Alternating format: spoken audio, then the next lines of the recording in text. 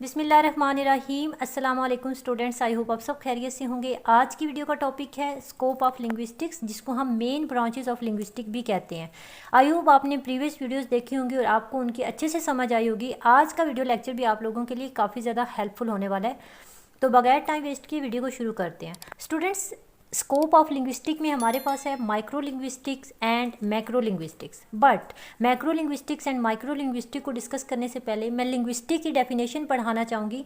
What is linguistic? Linguistic क्या है? Language की साइंटिफिक स्टडी को लिंग्विस्टिक कहा जाता है। ठीक है, अब लैंग्वेज क्या है? लैंग्वेज सिस्टम ऑफ कम्युनिकेशन है जो कि एक पर्टिकुलर कंट्री और कम्युनिटी में यूज़ किया जाता है, यानी कि वे ऑफ कम्युनिकेशन है, बातचीत करने का, कन्वर्सेशन करने का एक सोर्स है। ठीक है, तो उस सोर्स की स्टडी यानी कि लैंग्वेज की साइंटिफिक स्टडी को लिंग्विस्टिक कहा जाता है। आई होप आपको लिंग्विस्टिक की समझ आई होगी। माइक्रो लिंग्विस्टिक क्या है? Micro linguistic is narrow in its scope because it is a concern view of language itself without related to how to apply it in daily life. यहाँ पे आपको समझना है कि माइक्रो लिंग्विस्टिक जो है वो अपने स्कोप में नैरो है। ठीक है, यानी कि वाइड नहीं है, नैरो है, क्योंकि इसका कंसर्न जो है वो सिर्फ लैंग्वेज से होता है। लैंग्वेज का व्यू किया जाता है माइक्रो लिंग्विस्टिक के अंदर, बगैर ये समझे कि किस तरह से इसको डेली लाइफ में अप्लाई किया जाता है, बल्कि जस्ट लैंग्वेज की डिस्क्रिप्शन होती है माइक्रो लिंग्विस्टिक के अंदर।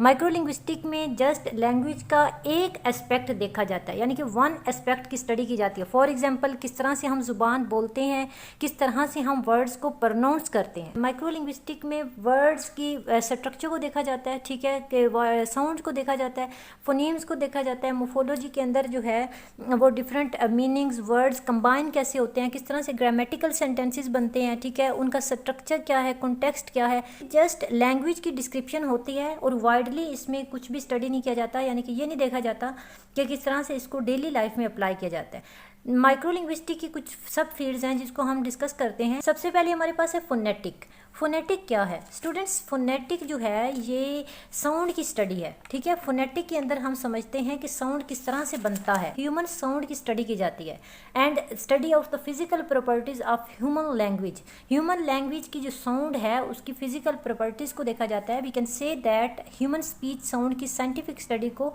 फोनेटिक्स कहा जाता है। फोनोलॉजी के अंदर हम क्या पढ़ते हैं? फोनोलॉजी के अंदर हम फोनीम्स को पढ़ते हैं। ठीक है, फोनीम्स क्या है? Phonemes shortest and smallest contrastive linguistic unit है जिससे वर्ड्स के मीनिंग चेंज हो जाते हैं। जैसा कि हमारे पास है पी।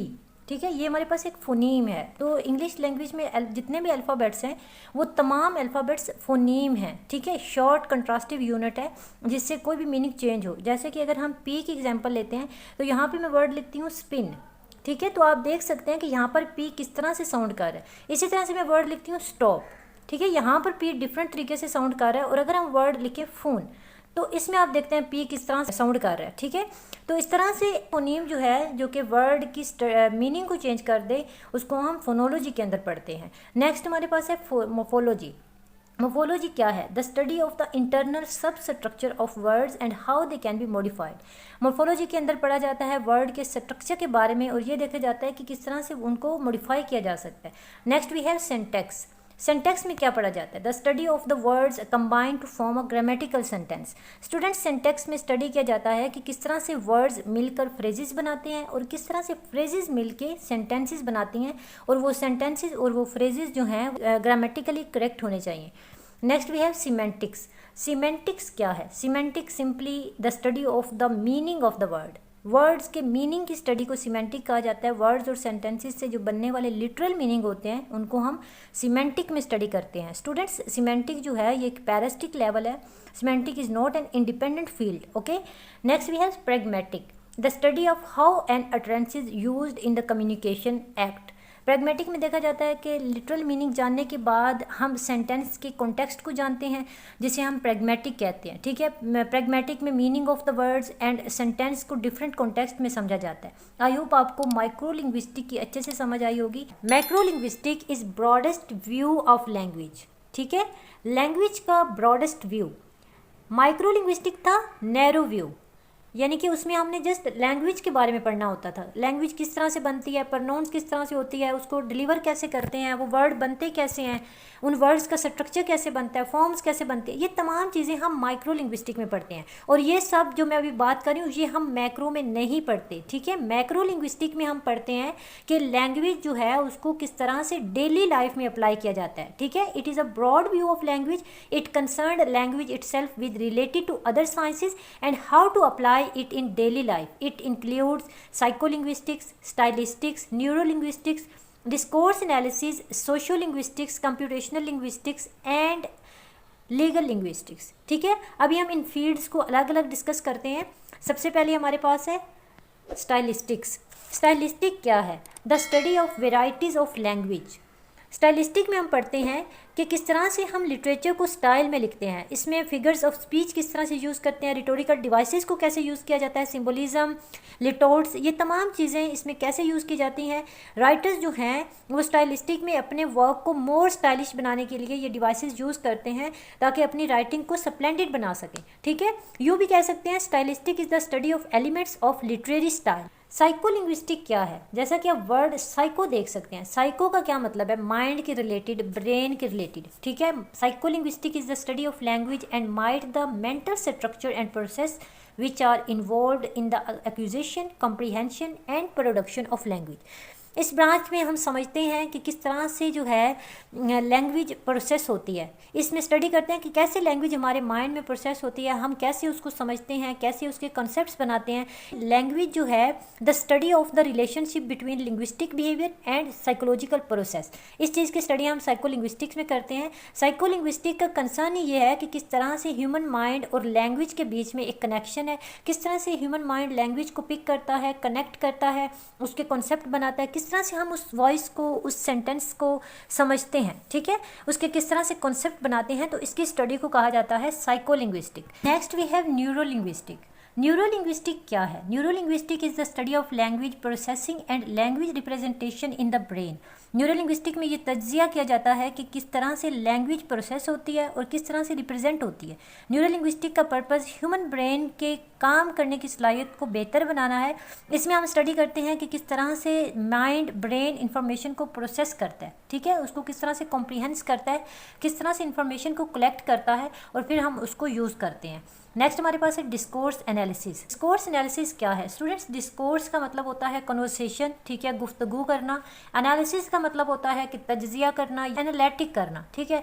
इसी तरह से डिस्कोर्स एनालिसिस में लैंग्वेज और कॉन्टेक्स्ट के बीच में रिलेशनशिप को स्टडी किया जाता है, ठीक है। कॉन्टेक्स्ट के स्ट्रक्चर को, मीनिंग को समझा जाता है। डिस्कोर्स एनालिसिस के थ्रू ये देखा जाता है कि किस तरह से लैंग्वेज और कॉन्वर्सेशन सोशल फैक्ट्स को तश्कील देती है, ठीक है। डिस्कोर्स एनालिसिस में ये चीज़ फाइंड आउट की जाती है कि किस तरह से रिटन और स्पोकन लैंग्वेज जो है उसमें सेंटेंसेस को मीनिंगफुल यूनिट में फॉर्म दिया जाता है। इसको स्टूडेंट्स डिस्कोर्स एनालिसिस को कन्वर्सेशनल एनालिसिस भी कहा जाता है ताकि गुफ्तगू को अंडरस्टैंड किया जा सके, उसके मीनिंग को, उसके कॉन्टेक्स्ट को समझा जा सके। सोशियो लिंग्विस्टिक क्या है? सोशियो, यहाँ पे वर्ड है सोशियो, जिसका मतलब आपको समझ आ रहा होगा कि सोसाइटल, सोसाइटी की बात हो रही है, ठीक है। तो सोशियो लिंग्विस्टिक में हम पढ़ते हैं सोसाइटी के related. Socio linguistic studies the relationship between language and society, that how social factors influence the structure and use of language. इस ब्रांच के थ्रू हम ये स्टडी करते हैं कि किस तरह से सोसाइटी जो है वो लैंग्वेज को अफेक्ट करती है, ठीक है। लैंग्वेज, सोशियो लिंग्विस्टिक में लैंग्वेज में काफ़ी वेरिएशंस आती हैं। डिफरेंट कंट्रीज़ के लोग डिफरेंट लैंग्वेजेस यूज़ करते हैं, डिफरेंट तरीक़ों से लैंग्वेज को यूज़ करते हैं, ठीक है। तो सोशियो लिंग्विस्टिक के अंदर हम पढ़ते हैं कि लैंग्वेज किस तरह से जो है इन्फ्लुएंस होती है सोसाइटल बिहेवियर से। नेक्स्ट हमारे पास है कंप्यूटेशनल लिंग्विस्टिक। कंप्यूटेशनल लिंग्विस्टिक क्या है? कंप्यूटेशनल यानी कि कंप्यूटर से रिलेटेड। कंप्यूटेशनल लिंग्विस्टिक में लैंग्वेज को समझने के लिए कंप्यूटर प्रोग्राम्स का यूज़ किया जाता है। कंप्यूटेशनल लिंग्विस्टिक में ज़ुबान को समझने के लिए एल्गोरिदम्स बनाए जाते हैं, ठीक है। The branch of linguistic in which techniques of computer science is applied to linguistic and the sense of language. यानी कि लैंग्वेज को समझने के लिए लैंग्वेज के एल्गोरिदम्स बनाए जाते हैं, कंप्यूटर प्रोग्राम्स का यूज़ किया जाता है ताकि लैंग्वेज को समझा जा सके। नेक्स्ट हमारे पास है anthropological linguistic. Students, anthropological linguistic में स्टडी किया जाता है कि किस तरह से लैंग्वेज सोसाइटी में इवॉल्व होती है, किस तरह से चेंज होते हुए कल्चर में एक अपना पार्ट बनाती है और किस तरह से सोसाइटी में चेंज होती रहती है। ठीक है, इन शॉर्ट ये लैंग्वेज और कल्चर में एक रिलेशनशिप को एक्सप्लोर करती है। हिस्टोरिकल मीन्स हिस्ट्री, ठीक है, हिस्ट्री से ये निकला ना हिस्टोरिकल, तो इसका मतलब है कि हिस्ट्री को समझा जाता है। चेंज हुई किस तरह से ओल्ड टाइम पीरियड में, किस तरह से ओल्ड इंग्लिश थी, किस तरह से फिर लैंग्वेज चेंज होती गई। जैसा कि आपने एक वर्क पढ़ा होगा जेफरी चौसर का जो कि है कैंटरबरी टेल, उसमें हम वर्ड ओल्ड इंग्लिश में हमने वो पढ़ा, जैसा कि उसमें धाए का वर्ड यूज़ होता था, ठीक है, जिसका मतलब होता था यू, ठीक है, तुम्हारी, ढाई। तो अब ढाई की जगह पे वर्ड होता है यू, ठीक है, तो इट्स मीन तुम। तो ओल्ड इंग्लिश में ढाई का वर्ड यूज़ होता था जिसका मतलब होता था तुम या तुम्हारा, ठीक है। तो इस तरह से हिस्टोरिकल लिंग्विस्टिक में देखा जाता है कि किस तरह से लैंग्वेज चेंज होती है, किस तरह से लैंग्वेज इवॉल्व होती है विद इन टाइम। पहले लैंग्वेज कैसी थी, अब कैसी है, किस तरह से मॉडर्न होती जा रही है, ठीक है। ये हम पढ़ते हैं हिस्टोरिकल लिंग्विस्टिक में। तो इसी के साथ ही आज की वीडियो ख़त्म होती है। आई होप आपको तमाम ब्रांचेज अच्छे से समझ आई होंगी, माइक्रो लिंग्विस्टिक और मैक्रो लिंग्विस्टिक भी अच्छे से समझ आई होगी। वीडियो अच्छी लगी हो तो वीडियो को लाइक कर दें, चैनल को सब्सक्राइब कर लें, बेल आइकन का बटन दबा लें ताकि आपको आने वाली वीडियो का नोटिफिकेशन मिल जाए। अपना रखिएगा ख्याल, मिलते हैं नेक्स्ट वीडियो में। अल्लाह हाफिज़।